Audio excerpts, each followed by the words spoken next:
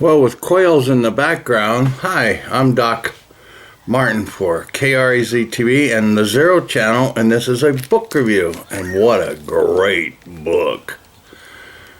The Man Who Organized Nature, The Life of Linnaeus by Gunnar Broberg.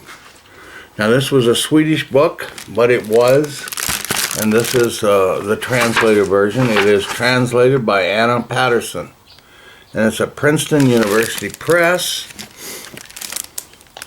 Gunnar Broberg, 42 to 22, so he just passed, was Professor Emeritus of History of Ideas and Science at Lund University in Sweden. He was author of numerous books, including Golden Apples, which won the August Prize for Best Swedish Nonfiction Title of the Year, and The History of the Night, which was nominated for Best Swedish History Book of the Year. This is a definitive work if you want to know about Linnaeus. I mean, there are other books out there, but he said he went through a great big bunch of trouble to find a whole lot more. Carl Linnaeus, 1707 to 1778, known as the father of modern biological taxonomy, formalized and popularized the system of binomial nomenclature used to classify plants and animals. Linnaeus himself classified thousands of species. The simple and the immediately recognized abbreviation L is used to mark classifications originally made by L. So that's amazing. I've seen a lot of L's, but he personally founded that species or whatever. This biography by the leading authority on Linnaeus offers a vivid portrait of Linnaeus's life and work, drawing on a wide range of previously unpublished sources, including diaries and personal correspondence, as well as new research. It represents a revealing and original accounts of his family life, the political context in which he pursued his works, and his eccentric views on sexuality. The Man Who Organized Nature describes Linnaeus's childhood in a landscape of striking natural beauty and how this influenced his later work. Linnaeus's Lutheran pastor father, knowledgeable about plants and an enthusiastic gardener, helped foster an early interest in botany. This book examines the political connections that helped Linnaeus secure patronage for his work and untangles his ideas about sexuality. These are not, as often assumed, an attempt to neutralize gender categories, but more likely reflected the laissez-faire attitudes of the era. Linnaeus, like many other brilliant scientists, could be moody and egotistical. The book describes his human failings as well as his medical and scientific achievements. Written in an engaging and accessible style, The Man Who Organized Nature, one of the only biographies of Linnaeus to appear in English, provides new and fascinating insights into the life of one of history's most consequential and enigmatic scientists. That's a mouthful, and every word of it is true as can be. Sweden was under Lutheran, so everything in life basically was dictated by how they would deal with the church and all that. They didn't like popes, I guess, because I would say that said there was still a lot of paganism still in the early North and all that, but they were more Lutheran anyway. Anyways, Linnaeus was born in the rectory or there at the little town. I forgot the name. It starts with an S, Stringbald or anyway. He used to go out, and his grandfather would say, "Look at here," and his father taught him had a cane. He said, "Pick up that. Look at."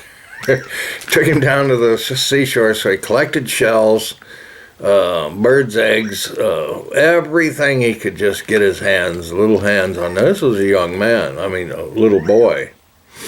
I guess by the time he was 9, he was wanting to matriculate into the university, and in that interim, his father had built a nice garden and arranged it so that all the flowers, and it was like a little mound, and so there were tiers of the flowers along there, and he learned all of those, and he really got into herbology and medicine and learning about the pharmacopoeia aspects of what the plant was good for. Then as he got older, he wanted to go to university or whatever, and he had a hard time getting in, but he said, they said, do a thesis. So he said, okay, I'm going to go up to Sami land. This is Lapland. It's the northern part of the Sami people, and he just loved Samiland. He just loved those people. He stayed with them. There's pictures of him in a Sami dress and all that, very traditional, the upturned shoes and the stuff. But he was really enjoyed those people a lot, and he learned from them. And another thing that Linnaeus was big into, that he didn't like superstitions, but he did collect folklore and old stories and traditional stories from the Sami and other ethnic stories that he could put together. But that was early in his life. He always held a fondness for Samiland. Then when he went out, he almost drowned when he was young, so he always had a fear of the sea, and he sometimes traveled on boats, but he did not like it. But he did go to Holland. I think he went to France. He went to Paris. English. He mostly wrote in Latin. He just thought that was the scientific thing. So, and Swedish language was just getting started as far as putting everything together, and dictionaries and linguistics and all of that. But he did admire that. Then he went to Leiden, and he went to Amsterdam. He never looked under a microscope till much later in his life, and telescopes. But he, with the unaided eye, would dissect plants and see the sexes, and he'd find male and female parts, the ovum and stamens and pistils and antlers and all of that good stuff. So that's some of these early, but these are not his drawings. I don't think they're. But what a fascinating individual. Then he got to compete in the university, and he made some he was doing some good work for him. So then the king recognized him, and so then he became the royal botanist, and he had daily converts with Gustav and I think maybe another king and a queen, or Ursula. And it wasn't, well, he was gone when he was up north or somewhere, he met Sarah Lisa, and of course he fell in love and he wanted to get married to her. But he said, I've got to go do my studies too. So he went to Holland and all of that, and he was gone for 4 years before he finally came back and then got married. And she was a rector's daughter too. So, like I said, religion ran deep, and the Lutheran religion runs deep in the Swedish life.